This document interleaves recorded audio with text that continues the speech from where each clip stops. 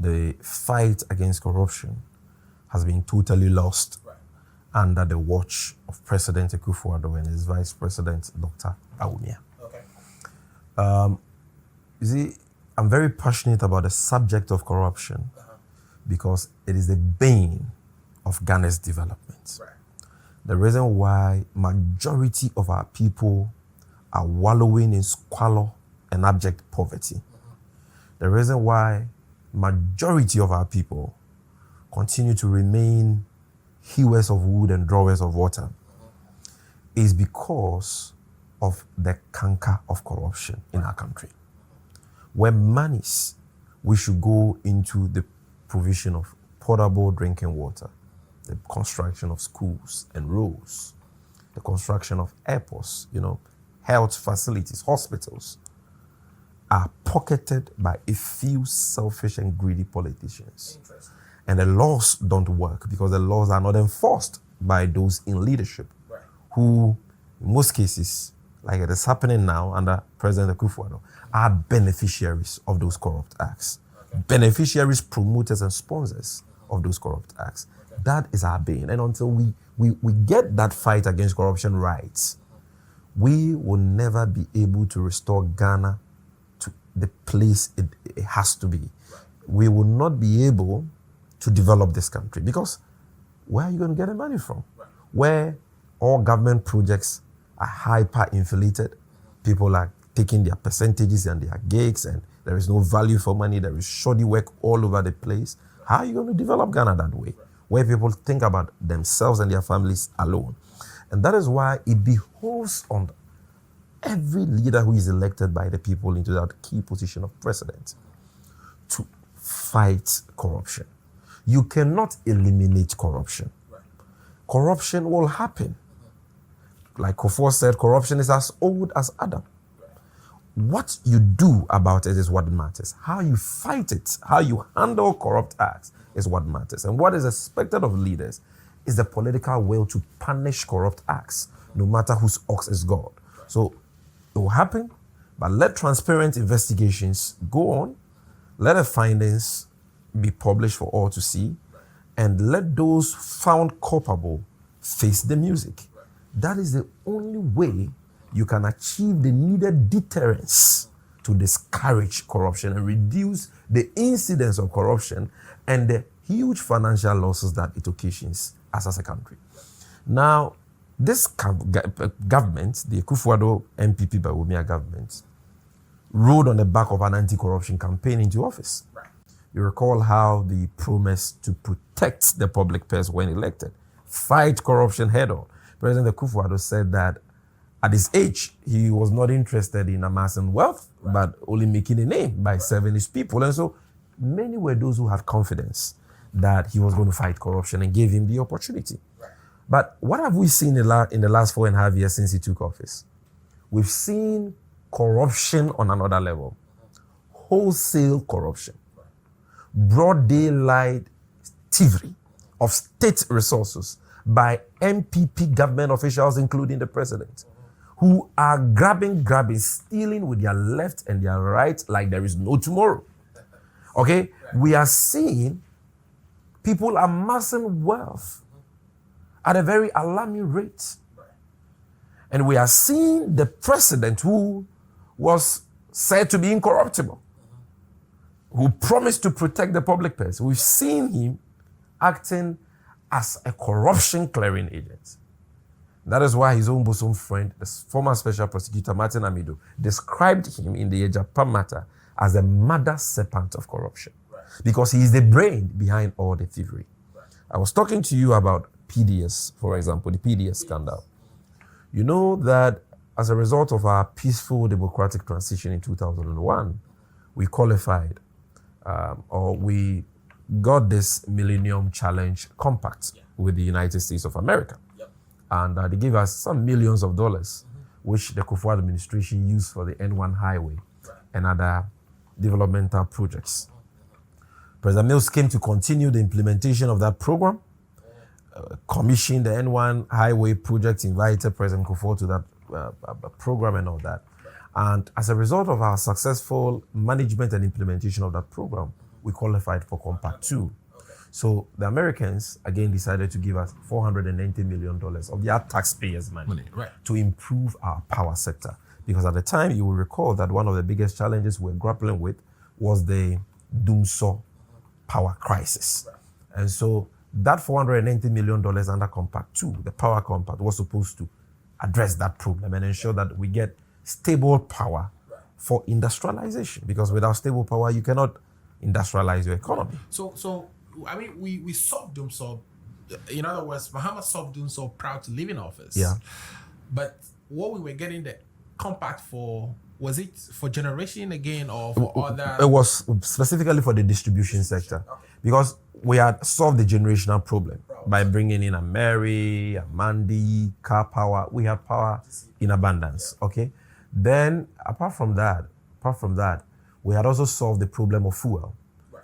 We're at first over-depending on Nigeria for gas. Through the West Africa pipeline. Exactly. Yep. So this time around, we established the Ghana Gas Company and the Tuabo Gas Processing Plant, $1 billion investment under the Mills Mahama administration. And that saves this country, it saves Ghana over $300 million every year because now we don't have to import gas from Nigeria. Again, we produce our own gas, okay, which we've been blessed with by God, you know, as part of our oil deposits. Now we also solve the financial problems, which were, if you like, crippling most of the state-owned enterprises in the power sector. What we call legacy debts. So government owed VRA, owed ECG, owed Gridco, and that was crippling those state-owned enterprises. And even the banks. And so we had to introduce the Energy Sector Levies Act, ESLA, to clear that. And since we introduced that, it has generated close to 40 billion Ghana cedis, and about 70% of that has gone to this Akuffo Addo government alone. Okay, now, so we dealt with Dumso, but ECG still had a problem. The management of ECG was not efficient. Okay, because we're not injecting the needed capital into the management. We're not procuring new equipment, new turbines and all that. And so there were still transmission issues. And so under the Power Compact, the Americans said, we are giving you $490 million, invest it in there and improve the state of ECG and your power transmission lines. In addition to that, get a private partner to take over the running of ECG, what we call a concessionaire, who will first of all invest in ECG and manage ECG. So we require a private partner who has the requisite technical and financial capacity to be able to turn ECG around. And so we started the process under the Mahama administration when we qualified for this $490 million. And we got the first part, which was the first tranche, which was $300 million. Now, President Akuffo Addo came and continued the process of selecting the concessionaire and rather chose to give that to a company which was an amalgamation of his family and friends called PDS. So PDS had TG Energy Solutions in there, which had 28%. They were giving 28% of the assets of ECG. The over 20 billion Ghana cedis assets of ECG. And you know who owns TG Energy Solutions? No, who does? Philip Ayunsu, Okay. the owner of S. Barbering Saloon at East Legon, Accra. He has no capacity in the power industry or power sector. No financial muscle whatsoever. What does the company do though, the TG Energy, proud to be part of? It was hurriedly incorporated after the NPP took office. So they don't have any track record, nothing. And so we got Dad, Santa Baron, and a few other NPP friends of President Akuffo Addo who were actually fronting for President Akuffo Addo. And they gave ECG to them. And the bank guarantee that Parliament has said that this company needed to provide as evidence of their financial capacity was amended into an insurance guarantee by Dr. Bawumia and Ken Oforiatta without following the dictates of the agreement. And even that insurance guarantee, which was submitted by the company, these NPP people, turned out to be fraudulent. Wow. Because the company which was said to have issued that guarantee, called Akut, based in Qatar, denied knowledge of that guarantee. Interesting. So people, NPP people, friends of President Akuffo Addo, his cronies, used a fraudulent guarantee to acquire the assets of ECG, managed it for 6 months, collected our electricity bills for over 6 months, totaling 1.2 billion Ghana cedis. Till date, they have not paid that 1.2 million Ghana cedis to the Ghanaian government. They've not paid it. They are still keeping it. They've pocketed the money. The electricity bills we pay to them. Right. Pay us back because you defrauded us. We've cut you pants down. So when they said no. Right. And because of how we mismanaged the power company, the Americans said, look, you can take the $300 million we gave you, but the $190 million left, we are not giving you. That's equivalent to 10 billion Ghana cedis. We are not giving it to you. Aside that, we're going to give you Compact 3 after Compact 2, $500 million. That one too, we have cancelled it. Masa, imagine the good that these millions of US dollars that Americans were giving us could have done for the Ghanaian people if we had managed the power company. Yet because of corruption, that's how much we've lost. And so when we talk about corruption, and you see some of us very passionate, this is why we are passionate, because we are losing millions of monies which could have developed the country, created jobs, and improved the livelihoods of Ghanaians. Yet because of the selfishness and the greed of a few people, that's how much we are losing. Not just PDS. Look at BOST. I mean, you see the president talking about how he doesn't want to depend on the charities of other countries or the benevolence of other countries. That's another political rhetoric. Because you are borrowing for consumption, profligacy, and corruption. You will continue to be dependent on other countries. That is why you keep on borrowing. That is why you've gone, cap in hand, begging the IMF for relief. Either than that, because either than that, the economy is going to crash. Because the scrutiny, compacts that you are referring to, the American compacts, the Millennium Challenge, is it the scrutiny those things attracts that makes it not attractive to the current government? Because what they're saying is they don't want charities and no. It's not about that at all. It's not about that. I mean, as for they not warranting charities, it cannot be true because the IMF gave them a grant of $100 million only last year. Did they reject it? They didn't.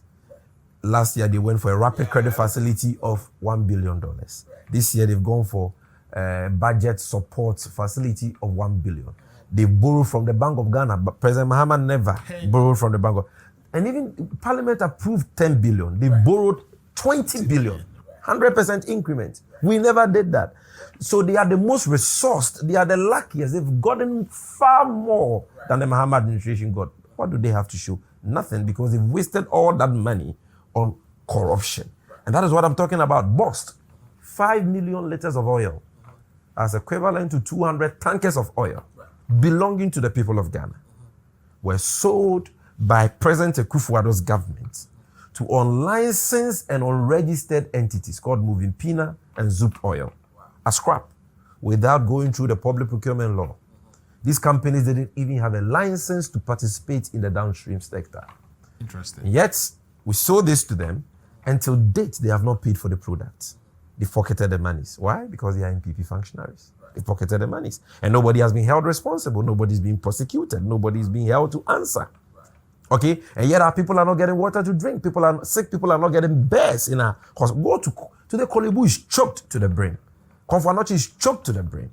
Hospital projects which were commenced by His Excellency President Mahama to improve access to quality health delivery have been abandoned by this government. And yet this is how they are wasting the taxpayers' money. Not just BOST.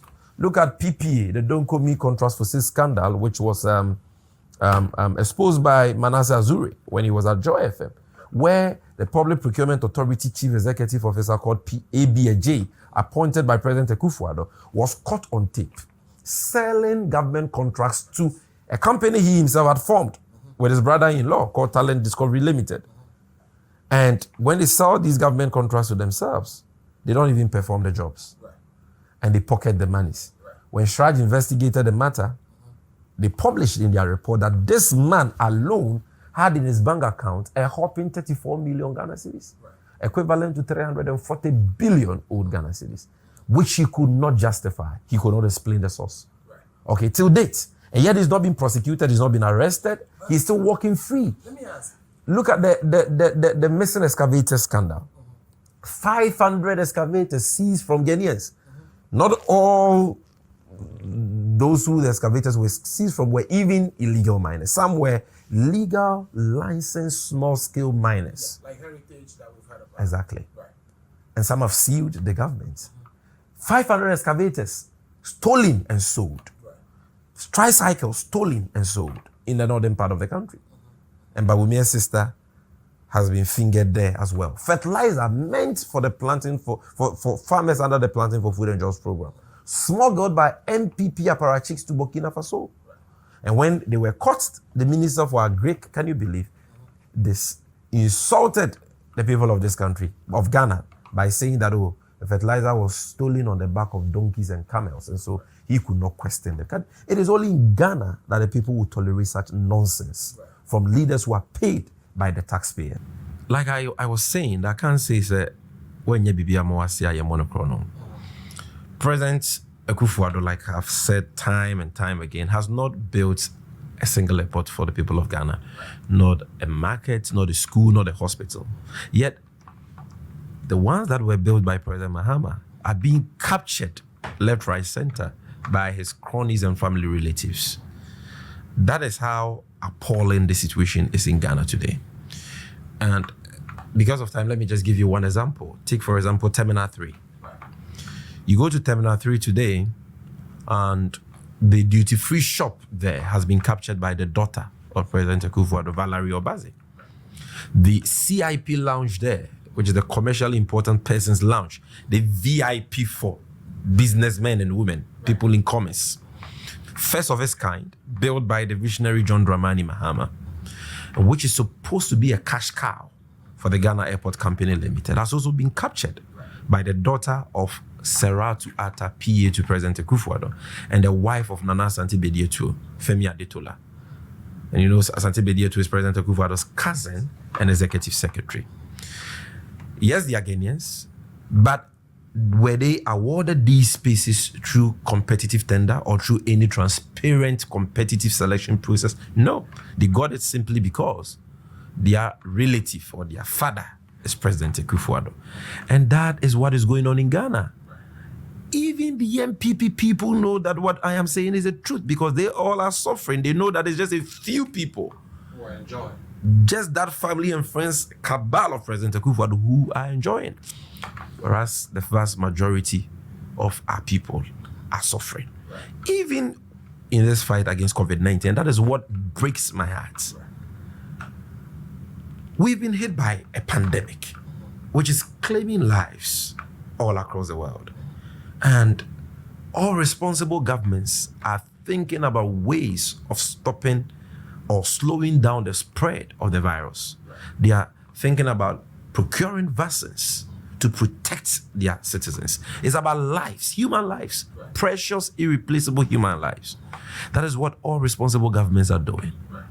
Yet President Akuffo Addo and his corrupt MPP government are only interested in how they can profit from the pandemic, right. How they can steal from the pandemic. Right. Can you believe that a vaccine which is manufactured by the Russians and which sells on the international market at less than $10 was procured by the Akuffo Addo government, not through the appropriate authorized intermediary, but through a phony so-called Dubai sheikh called Sheikh Damouk, at a price of $19 per dose, when the approved price is less than $10. And so this is how much they had inflated that deal. And here I'm talking about the Sputnik V vaccines, which were procured by the Akuffo Addo Bawumia government few months ago. But for our vigilance, and here let me applaud our minority caucus, particularly our ranking member for health, Honorable Binta Kando, for the good job they did in exposing this rot. The people of Ghana would have lost a whopping $25 million from this transaction alone, because we have a president and a government who do not think about procuring vaccines to save lives, but they are thinking about what they can make on the procurement of those vaccines. They are thinking about profiting from the pandemic. They are thinking about profiting from medicine. And that, for me, is an unpardonable sacrilege for which this government must be punished. Now, apart from that, still on COVID and how they are stealing through this so-called fight, their so-called fight against the pandemic. Look at the COVID test regime at the Kotoka International Airport. I'm sure if you speak to anybody who has been to the country in recent time, the person will tell you how he was made to pay a whopping $150 for a rapid antigen test at the airport. $150. Even the PCR test, which is the golden standard when it comes to COVID test, is being done by Ghanaian indigenous laboratories in Ghana, like Medilab, Leiden, at $40 PCR test, which is far more expensive than the rapid antigen test done at the Kotoka International Airport. So how can you be doing rapid antigen test at $150? That's a ripoff. That's broad daylight thievery. It had to take ECOWAS, okay, to force our government to reduce that to $50 for ECOWAS citizens alone. And by the way, ECOWAS citizens only constitute a fraction of the total number of passengers who travel through Terminal 3 or Kotoka International Airport every year.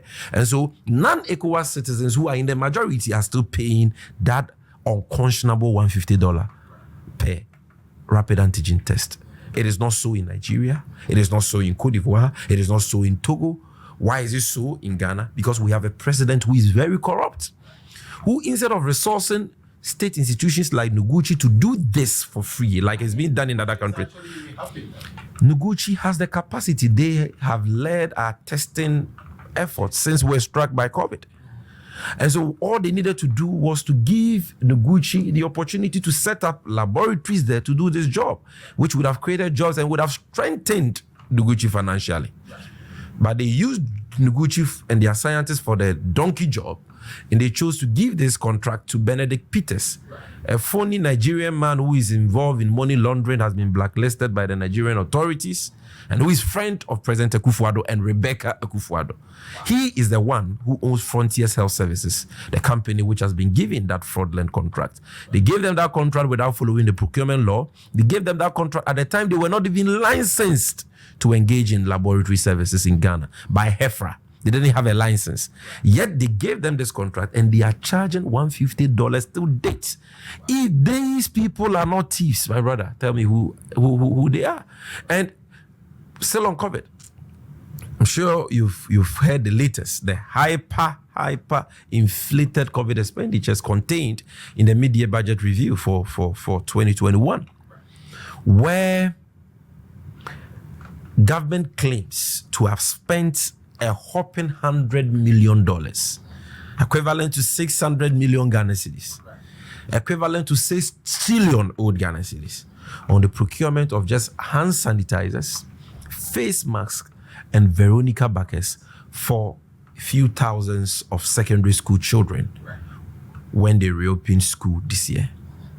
They gave every secondary school child 3 face masks, the reusable ones, 1 sanitizer, and 3 Veronica buckets per school. That's all they bought. And they are telling us that in a country which has less than 1,000 secondary schools, they spent $100 million on that alone. What does that tell you? They are so corrupt, they are so shameless that they are even profiting from a pandemic without any thoughts, any regard for human lives, which is what is at stake. And that is why, for me, the 2024 election is a call to national duty. Enough of the petty politicking. It is no longer about NDC and NPP again. We all have to come together as a people and kick out these thieves, these crooks, because enough is enough. Enough of their intolerance, enough of the lawlessness and insecurity, enough of the culture of thuggery and impunity, which has been festering in the last 4.5 years under the watch of President Akuffo Addo. Enough of the waste, the profligacy, the corruption, the economic mismanagement, the insensitivity, the dishonesty, and the deception. We want a government that is visionary, a leader who is visionary and cares for the people, a leader who invests in the people, who invests in critical sectors, create jobs, and create prosperity not just for a few, but for all. That is the kind of leadership we want. And so whether you are MPP, CPP, PNC, and all that, we all need change. That is what we are all yearning for. That is why young people are talking about fix the country. That is why Trini Jonas is talking. And some of them have even become targets. They are being maligned. They are being bastardized. Their reputations are being attacked, by people who are being sponsored by President Akuffo Addo. You know, Hope Sinadoya is in USA currently. People like Kabua Papu, Usubempa, they are all in town, sponsored by the taxpayer. President Akuffo Addo was the one who flew them in because he was coming for this New York conference, just to come and attack Ghanaian citizens who had gotten a permit to demonstrate, at the UN council meeting, and also attack people like Trini Jonas who operate from here. Kevin Tate. That is why they are here. Okay, today President Akuffo Addo is fighting corruption fighters instead of fighting corruption. He's fighting corruption fighters. That is why he has removed the Auditor General from office, Yawo Domelevo, who was fighting corruption head on. He's removed him from office. He's removed a special prosecutor. In fact, he had to resign because of the interference of President Akuffo Addo in his work. And he said, I will have nothing to do with that. Today, even CSOs are being targeted. Not too long ago, the president insulted CSOs. He called them politicians in CSO clothing, mindless and thoughtless people. A whole president attacking civil society. So he has lost the fight against corruption. He's lost it. And a lot of people today in Ghana are afraid. Even when they see people like us speaking up, they are scared for us, and they are telling us to be careful because of the culture of silence, which is fast creeping back into our democracy. But some of us are not doing this because of petty politics or because of any personal gain we stand to get. It is about Ghana, and we are ready to even sacrifice our lives for this cause, because it is a cause we believe in. It is a cause which is in the interest of future generations and all of us, irrespective of our ethnic, religious, or political backgrounds. And that is why we must come together and work hard in 2024. Kick out this corrupt, nepotistic, insensitive, incompetent, greedy government and bring back a sensitive, caring, visionary government that will restore Ghana back to the path of development and true progress. That is what we need. We are at that tipping point. Okay? Currently, we are confronted with hydra-headed challenges in all spheres of our lives as a Ghanaian, as Ghanaians. But these are not challenges that are insurmountable. We can easily surmount and address these challenges. What is required is the right kind of leadership, the right kind of mindset, and the right kind of attitude. And I believe that we can do it. We can make Ghana a better place. We can transform Ghana into a community where people are treated equally, where there is equity, and where there are opportunities for people to realize their goals in life, like it pertains in advanced countries like the United States of America. We can together make Ghana like the United States of America. Don't tell me it's not possible. It is very possible. Others have done it, and we can do that with time, but with the right leadership, the right mindset, and the right attitude. And I think that we will get another golden opportunity on the 7th of December 2024 to make that change. So you may be listening to this program 2024, 7th December. That is when we're going to have that election. That is when we're going to have that opportunity. So you may be a Ghanaian listening to me. You may be in Ghana. You may be in the diaspora. But we have a collective duty to God and country to make this change.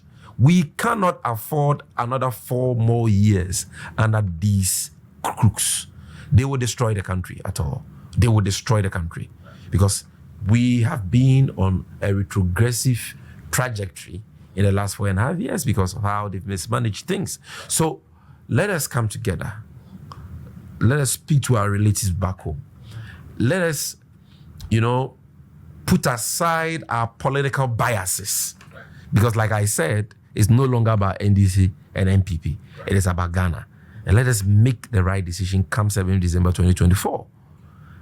The decision that we can all look back and be proud of. The decision that can deliver that prosperous country where laws work, where the culture of impunity is nipped in the bud, where there are equal opportunities for all and not just one family.